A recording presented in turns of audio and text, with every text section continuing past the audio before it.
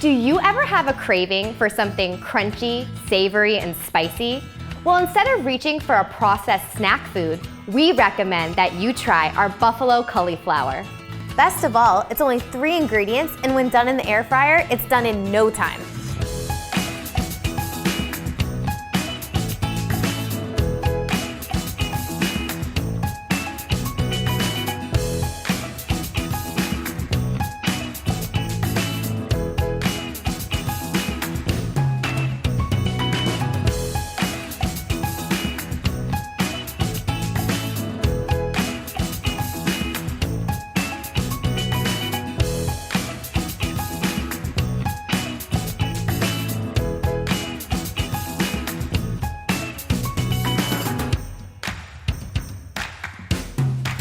So next time you're craving something crunchy with a kick, try this buffalo cauliflower. You won't be disappointed.